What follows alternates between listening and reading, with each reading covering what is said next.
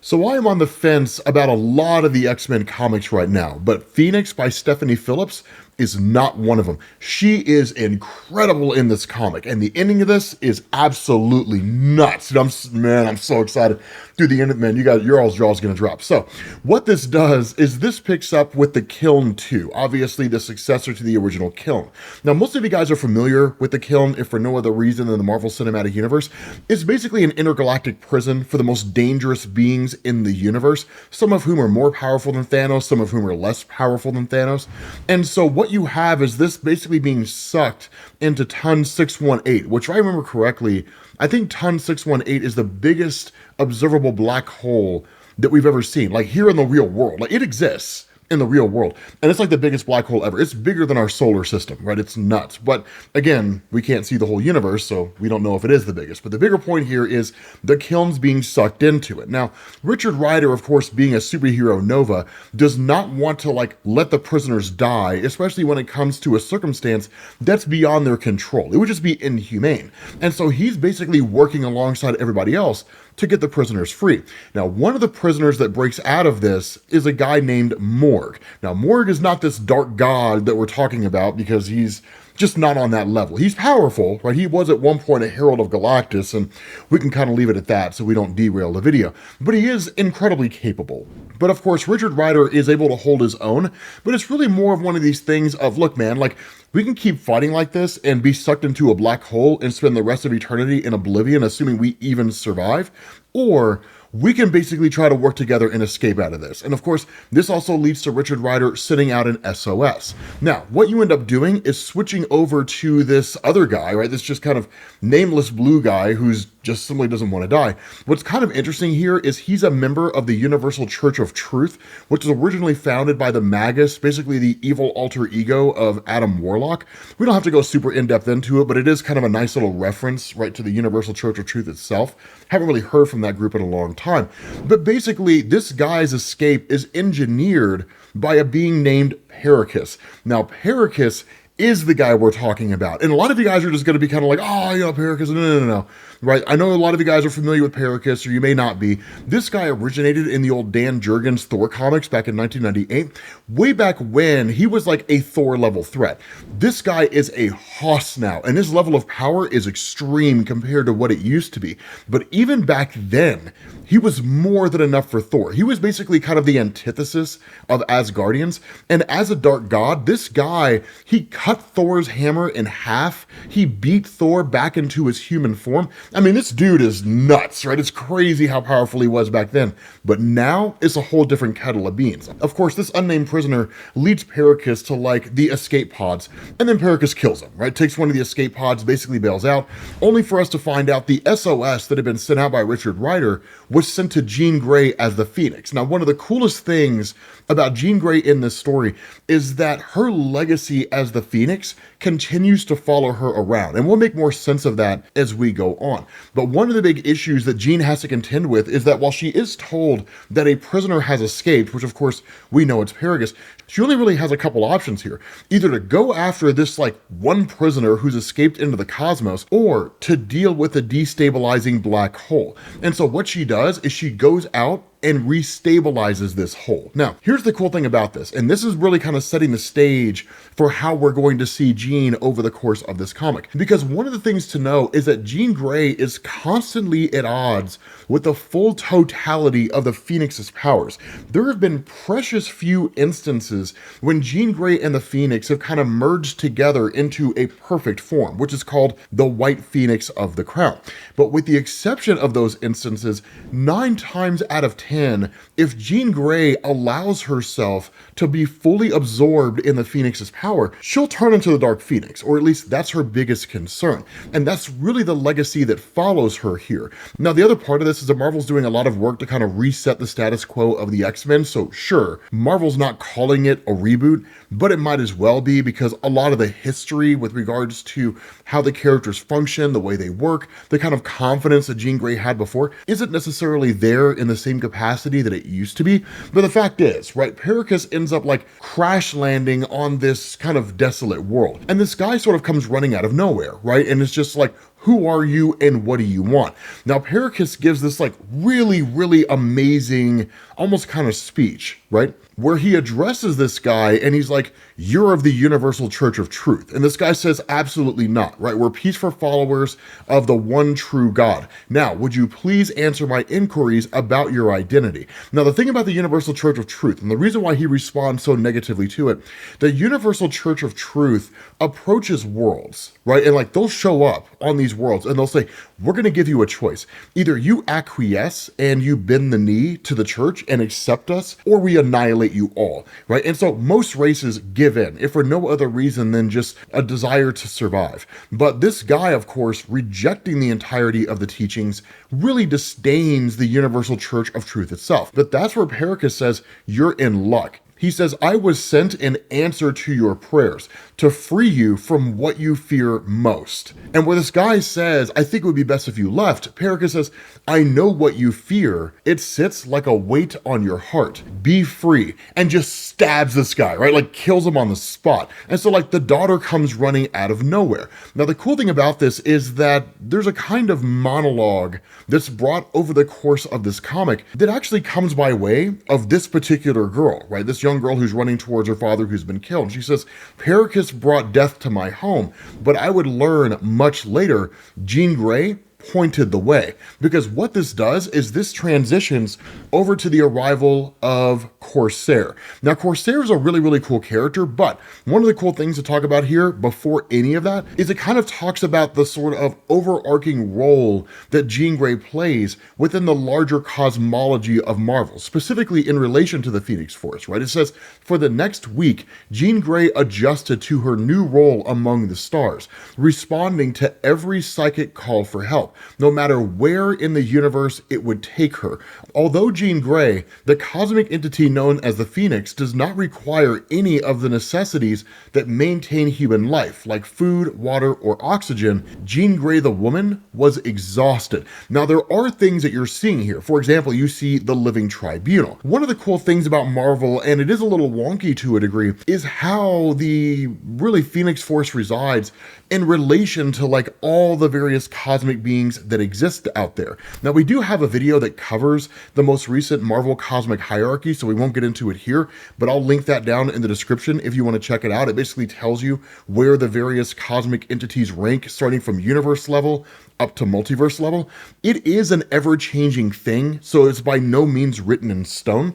But the cool thing is when you switch over to Jean and you get the arrival of Corsair, Corsair's arrival here is literally just the result of his ship just kind of like drifting in space, and Jean Grey just kind of running into it. Now, of course, it also begs the question, why does Jean Grey need a spaceship in the first place? It's one of the things that I love about this, right? That Jean Grey is relying more on her own power as opposed to the Phoenix, and using the Phoenix's power as a complement to her abilities, which really kind of allows Stephanie Phillips to craft the story in such a way to where it maintains Jean Grey as a character, and it prevents her from using the Phoenix Force as a MacGuffin. Because with the Phoenix Force being this kind of source of power that transcends really even the power of the Beyonders with everything they're able to do, rewrite reality and all that kind of stuff, it would basically allow her to just like snap her fingers and solve every problem everywhere, right? Just like immediately. So I do love that some of that is just kind of being mitigated here. But for those of you guys who are unfamiliar with Corsair, Corsair is the father of Cyclops. And the way it originally worked is that Cyclops and his brother Havoc were basically tossed out of a plane with parachutes by Corsair and his wife, right? By their parents, because the plane that they were in was effectively being like taken by the Shi'ar itself. Now, Corsair ended up escaping. His wife ultimately died, but not before she gave birth to Vulcan, Gabriel Summers, the third brother of Cyclops, who is this astronomically powerful mutant. Dude, it's ridiculous how powerful he is. But Corsair himself ended up joining a group called the Starjammers and effectively became pirates. So one of the cool things about like the Marvel Cinematic Universe, for example, the way you see Star-Lord in the MCU, that's basically Corsair in the comics, right? And so Corsair being here, Jean's just kind of like, okay, obviously there's some like shady stuff afoot, and you do kind of focus on them here in a second. But the next thing we do is we transition over to Perrikus and this young girl, because this is really where the story starts to take shape. And it's really where it starts to pick up. Because initially, this girl tries to like attack Perrikus and kill him. And she kind of hits him a few times and he just sort of allows her to. But again, she offers this monologue where she says, Perrikus could have killed me. I'm certain he considered it. I'm also certain his decision not to had nothing to do with empathy. To Perrikus, I was a toy, a brief amusement in a world that he felt was beneath him. And one of the cool things is he kind of kneels down to her when she's exhausted and he says, let me ask you something, child. Your father, the man now lying in a hole, what did he love most in this universe? And she doesn't initially know how to answer, right? Because she doesn't really know exactly where his loyalties lie.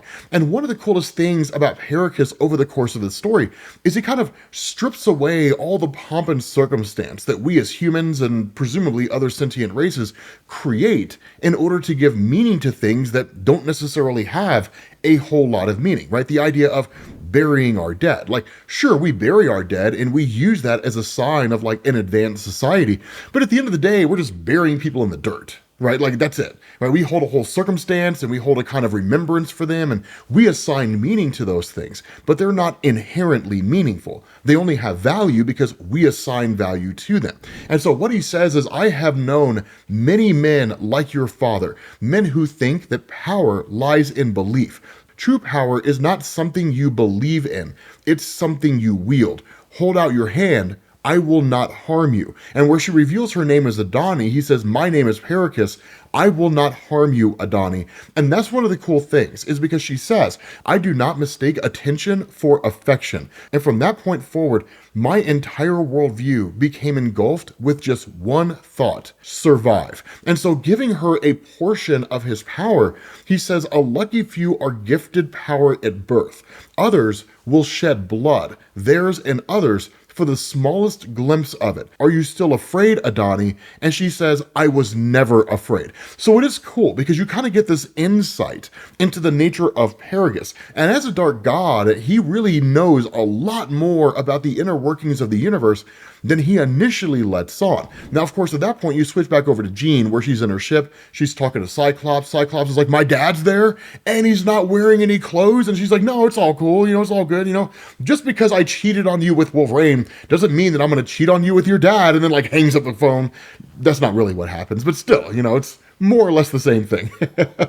But of course, one of the things to know is that, in all seriousness, neither Jean Grey nor Cyclops really trust Corsair, right? He'll do whatever he needs to do in order to achieve his goal. And there's a kind of truth to that, right? That having lived out in the galaxy and the universe for so long, and having been a pirate and seeing the world, or really the universe for what it is, that it only really has two kinds of people: those who are willing to do whatever it takes to survive, and those who don't. And those who don't are the ones who were consumed by the ones who will. And so it's survival of the fittest, right? And so he basically did what he had to do in order to make it, and it really reshaped him. And so what he talks about here, this kind of mission, and this is what really kind of builds into the larger story itself, is that he says that he was basically at what was basically Game World, right? And think of Game World as like the intergalactic Las Vegas, right, in the Marvel Universe.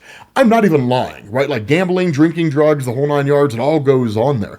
But what he had learned is that there were individuals who would seemingly just go missing, and nobody really knew why. But when he started poking around and looking into what was going on, he realized that like there was a ship that would come here every week. It would dock, and then it would leave, and it would pay off the guards. It was strictly off the books, and he realized it belonged to the Black Order of Thanos.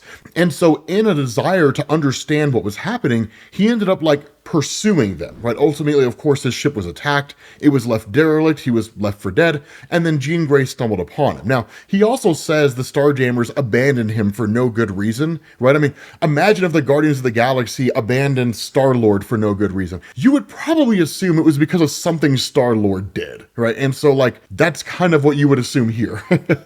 And so what you do is you switch over to this moon where the Black Order was traveling to with these individuals that they kidnapped. And the cool thing here is, of course, one of the guys manages to pick his handcuffs and then goes to escape and seemingly ends up just like succumbing to the treacherous nature of the moon they're on, right? Being frozen and the ground collapsing underneath him and all that kind of stuff. But then like Jean Grey arrives and attacks Proxima Midnight. Now here's the cool thing. You are going to see Jean fight the Black Order, and she ends it in no uncertain terms.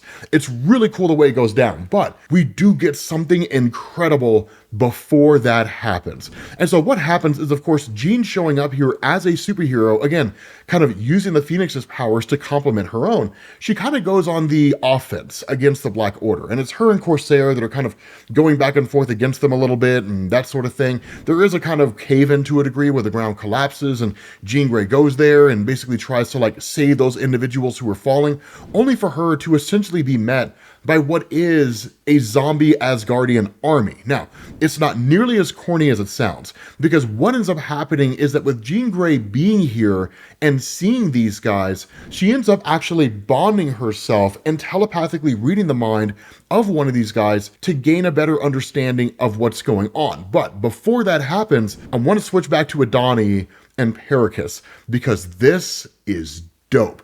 So what you do is you switch over to what's called the Quarry of Creation. Now, to kind of sidetrack from this story for a second, and trust me, you're going to love this, the Quarry of Creation is also known as the God Quarry, and it was introduced in the Donny Cates run of Thanos. But the way it was depicted there was surface level, right? The idea is that you can go to the God Quarry, and you could submit yourself to a group called the Cosmic Coven. They were like a trio of these ridiculously powerful witches. And when I say ridiculously powerful, I mean it. They had the ability to strip the Phoenix Force off of people. They had the ability to trap gods and even cosmic beings within the God Quarry. Like in that place, they were, by all standards of measurement, immutable and indestructible forces. Now, the way it was originally depicted is that Thanos traveled to the God Quarry in order to regain the power he'd lost after losing to his son Thane. And of course, he ended up regaining that because he was forced to experience an illusion. The illusion was that he was basically part of the Avengers. The idea being that if you fail the test of the Cosmic Coven, you will forever be locked within the God Quarry as literally a frozen statue. And the quarry is filled with people who had failed. Right? They were just stuck there for all eternity and they would never be able to leave. But the way the story was originally done, those individuals who pass the test can attain whatever power it is that they are seeking. But over the years, Marvel has made it a much deeper lore than we were originally led to believe. That where they are now, right, the Quarry of Creation, that is below the God Quarry. Think of it as like the inner sanctum of the God Quarry. There is a barrier here that separates this place from what's called the first firmament, right? The very first universe in existence. That when the first firmament was destroyed, it shattered and created the first universe. But some of you guys may have found yourself asking the question, well, how did every universe get infinity stones? How did every universe get celestials? Things like that. That's where it happened, right? The celestials duplicated themselves and spread themselves across the multiverse, which is why every universe has a version of like Eris and the Judge and so on and so forth. But within the first firmament, if you can get past this barrier and get to the primordial first universe, the creation of everything, you'll actually find what's basically an infinite well of infinity stones. And you can use those stones and take them anywhere you want to, right? It's nuts, right? That's the kind of stuff you can pull off if you can access the barrier. Now, of course, that's not what Perrikus and Adon are here for. At least seemingly that's not the case. But one of the things that's said here by Adon herself is she says, outside of space and time at the edge of the universe is a graveyard of gods. When Perrikus took me from my homeworld, I never expected to stand face to face with proof of my father's shortcomings, which is to say, my father believed in one true God, never knowing that that one true God doesn't exist. Technically it does, it's the one above all, but the universe is filled with gods. And that's where Perrikus tells her, stay close, Adon, the quarry is not always kind to visitors. And in her curiosity, she starts looking around. What are we doing doing here, Perrikus? Why are we here? And that's when one of the statues comes to life and just says Adani, and it addresses her directly. Then it gives her a vision of her father, and it's kind of a bit of a torture of sorts, to the point where like she actually collapses within the inside of the citadel. Like it opens up below her and she just kind of like falls through, and her father's saying things like, look what you've done, right? He's coming, that kind of thing. And like this kind of statue springs to life and then starts talking to her, right? And she says, the universe is filled with gods. Some gods lie and cheat, while others protect and nurture. Some want to destroy, and some are simply indifferent. But all gods, regardless of their function, all gods pass judgment.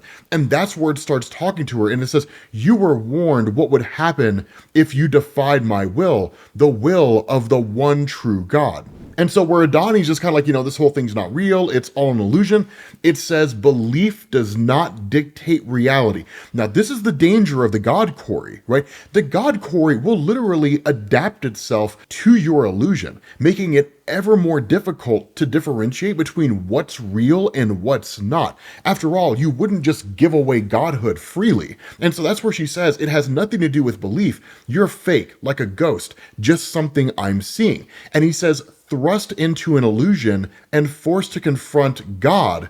And she's like, a God, right? And he says, you are young for the amount of disdain that brews in your soul, Adani. And that's where she says, a different God killed my father and brought me here. And it says, gods have taken much from you.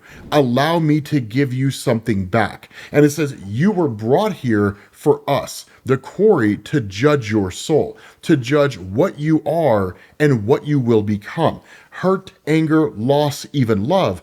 All of these things are inside of you, and any one of them could dictate the direction you choose. But rarely do we ever have the opportunity to choose the direction for ourselves.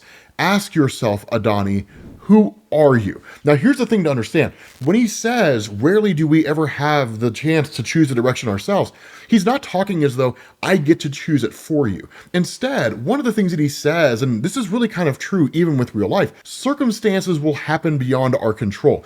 And it's much easier to kind of just give in to the waves of life, right? To let the currents just sort of take you in whatever way that they're going to take you, right? I'm feeling really sad. I will let sadness engulf me. I'm feeling frustrated. I will get lost in my frustration. I'm angry, I will lash out. It's a lot more work for us to sit down and to actually be emotionally intelligent, right? And to say, sure, I am feeling all of these things, but what's the source, right? Where's this thing that it's all originating from? And that's what it's talking about, the ability to choose our own destinies. Because for 99% of people out there, life happens to them. Life does not happen for them. And so being able to choose your own path is a gift that very few get to experience. And that's why the question's asked, who are you? Now, switching back over to Jean here and everything that's going on, when she goes to read the mind of one of these zombies, that basically this person is just kind of like the phoenix, right? I know you, the stories of your power. Please, can you help us? And where Jean says, I would like to, but first I need to understand. Who are you? We actually get some really fascinating history here.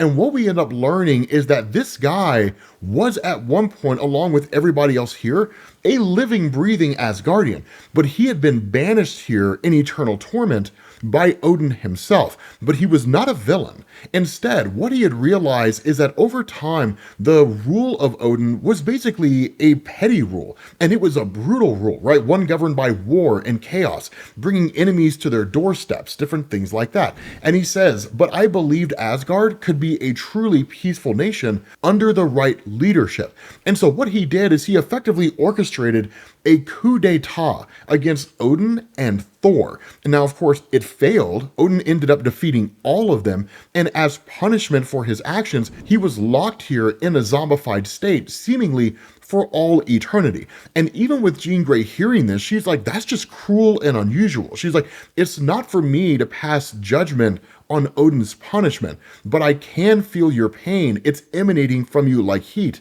how could I leave you to this fate? Now, this is kind of an important moment here, right? Because what this shows is that the power of the Phoenix transcends the power of Odin. This is one of those smart, stealthy moves being done by Stephanie Phillips. And it's one of the things that people will reference on the internet, right? Respect the Phoenix, right? It'll have like, reality manipulation or something like that, right?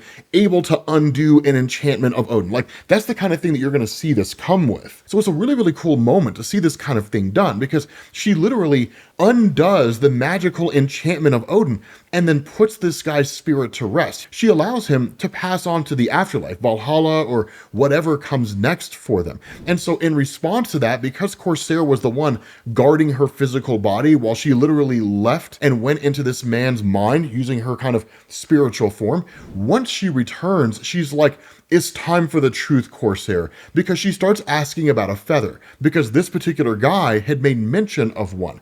And so what Corsair says is, he says, okay, look, here's the deal, right? He's like, I left a couple of things out, some small things, basically the most important things. Okay, I lied. And he's like, there was a map that went on sale on the black market that showed the location of a moon, this moon, that Odin supposedly used to imprison an army of his own men who tried to kill him. Someone bought the map before I could borrow it without rendering payment, which is just like the best way to describe stealing something.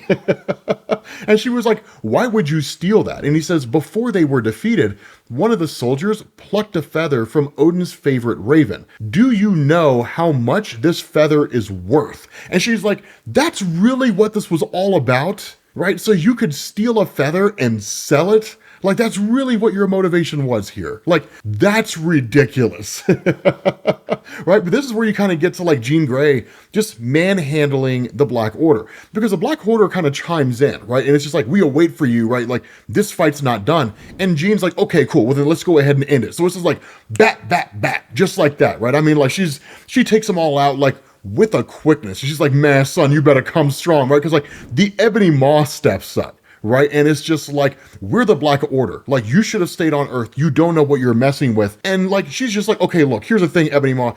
I totally understand your zealotry here. I totally get that you and Thanos are besties and like you're super powerful. And that's adorable. But understand, the next time that Thanos wants something, he can come to me directly, right? Don't send the B team. Don't send you guys, because you guys are child's play, right? And just like, fires these guys off. She doesn't kill them, but she makes it clear, even with just like a small fraction of my power, I could end every one of you, right? And so like they end up jumping through a portal and traveling back to wherever it was that they came from. Now this leads to Jean Grey leaving. And what you do is you basically pick back up with Adon and Perrikus. And what Perrikus does is he asks, the quarry, has it passed judgment? And Adon says, no, the quarry made no judgment on my soul. I did. And that's where he says, I told you, true power comes from within. But there are others in this galaxy wielding powers that do not belong to them. We are going to fix that. And what you find out is that Perrikus is actually working directly with the Black Order. But understand, right, working with them is totally different from them working for him. Because he says, they speak for the Mad Titan. They speak for Thanos. So Thanos is very much a part of the story. We just haven't seen him yet. And this is when we get to the ending segment that I told you guys about, because it's not Thanos, it's somebody better. Because what happens is you initially switch over to the kind of coming together of what's basically the Galactic Council. Now the Galactic Council is literally the heads of the most significant empires in the Marvel Universe, right? The Chameleons, who are essentially like a sentient horse race, right? The Regellians, who always looked kind of weird. The Kree and the Skrull have actually merged into a singular empire. That's been the case since the Empire storyline in Marvel. No, it does not have any major ramifications, and no, the story was not nearly as good as you think it may be. Then, of course, you have like Smasher, who is here as kind of a representative of the Shi'ar Empire. We'll talk about them here in a second. But you have Gladiator, who's addressing them all. Now, Gladiator is a really, really cool character. And for those of you guys who are unfamiliar with him, he's part of the Imperial Guard. The Imperial Guard is kind of like the elite fighting force of the Shi'ar Empire, and they are more than enough for virtually anybody out there. The only group that I know of that would be able to overcome the Imperial Guard with the greatest of ease would probably be the Annihilators. But that's because it was a team of like the most overpowered characters in Marvel. It was like Beta Ray Bill and Silver Surfer and Ronan the Accuser and just like all these ridiculously OP guys. Gladiator, and I think there were a few others. I think like Wendell Von Quasar was on the team, but they were stupidly overpowered. Like they would obliterate most every team out there and it wouldn't even be close, right? It was, the Annihilators were phenomenal. We do have a video on them. I will link that video as well. God, we've covered so much stuff. But the idea behind Gladiator here is he says we cannot allow the Phoenix to continue operating without regulations. Now, here's the thing to know about this coming together of the council as it's been called by Gladiator. Gladiator sees the Phoenix as a legitimately dangerous force. And all of this goes back to the Dark Phoenix saga, when Jean Grey basically lost her mind, succumbed to the power of the Phoenix, and the Phoenix went on a warpath. Ultimately, the Phoenix destroyed a star, really sent it supernova, and wiped out an entire system, billions of people. And ever since then, because of that and various other stories that have happened over the course of Marvel, that Gladiator and other races out there see the Phoenix as a clear and present danger to all life in the universe. Probably more so than Galactus. Galactus does what he does because it's just what he's supposed to do. And there's ways to work around it, right? Taking him to like uninhabited worlds, things like that. But what if Jean Grey loses her mind again? What if she loses control of the Phoenix Force? And that's where you have Gladiator, who brings in Perrikus. Now, everybody here knows who Perrikus is, and they know the danger he poses, that as a dark god, he's not that dissimilar from Thanos. Sure, they're on two completely different levels of power, but Perrikus' motivations, right? Always trying to seize power, different things like that. They see it as more of like inviting a wolf into the henhouse, right? Like, this is a terrible thing to do. But at the end of the day, he's like, understand, guys, like what Gladiator is saying is true, that the Phoenix is the greatest threat any of you have ever faced. And so what you do is you jump back over to the Phoenix itself. And Jean Grey, as she's here, just kind of hanging out with Carol Danvers and all that kind of stuff, kind of gets this telepathic message where this person says, Phoenix, we have business. And she's like, I'll be back, I promise, right? Ultimately leaves. And she starts talking to this person. She asks, who are you? Man, I'm so excited about this, right? This person's like, your executioner, right? And she says, okay, you want to fight. How about you tell me where you are so we can just get right to it and save some time? What do they say? Spoken with the arrogance of a god. You're all the same. Only one person in Marvel Comics talks like that, and if you were like me, you're just like, what? Oh my god. Yeah, dude, I was, man, let me tell you something, dude, I was so hyped, right? And she's like, what did I just say about wasting my time? And this person just says, follow my voice, Phoenix. I am not hiding. She ultimately tracks this guy down, right, to the Temple of Creation. And this person says, it feels like a fitting setting for what's to come. The people of Dogar believed their ancestors angered a powerful god. They built this temple to appease him, to offer tribute. Only he did not relent. He wanted more. They gave the god everything they had, including their lives. And so your life will be ended here. A fallen god on the soil where God took too much. And it's like so dope to see Gorr the God Butcher, right? It's so awesome to see Gorr the God Butcher. I told you guys, man, the Phoenix comic is amazing. And where Jean's just like, I'm no god, the response of Gorr, you could have fooled me. And he immediately goes on the assault against Jean. Now, here's where things get really, really cool, depending on how we want to look at it. So historically speaking, Gorr wielded the all-black Necrosword, which at one point belonged to Null the symbiote god. After Null's defeat, Gorr picked it up, and Gorr went on a crusade to kill various gods. There eventually came a point when Gorr basically faced off against Thor and Loki. Of course, that took place in the King Thor series, and it was actually Loki restoring Gorr after his defeat, and then Loki taking the all-black sword. Now, of course, Gorr ended up incapacitating both of them and initially defeated the two of them, but then Gorr himself was ultimately destroyed by King Thor. What ends up happening is Gorr says, the last god I faced believed he could kill me by absorbing my weapon, all black. I suppose being a god does not necessitate intelligence. Thor was an idiot and only strengthened my connection to the all black, allowing its symbiote core to replace my heart. Now all black is me. I am all black. So he is, by all standards of measurement, the same form and function as Null the symbiote god. He literally is living symbiote matter. So it's really, really cool to see Marvel restore him in that way.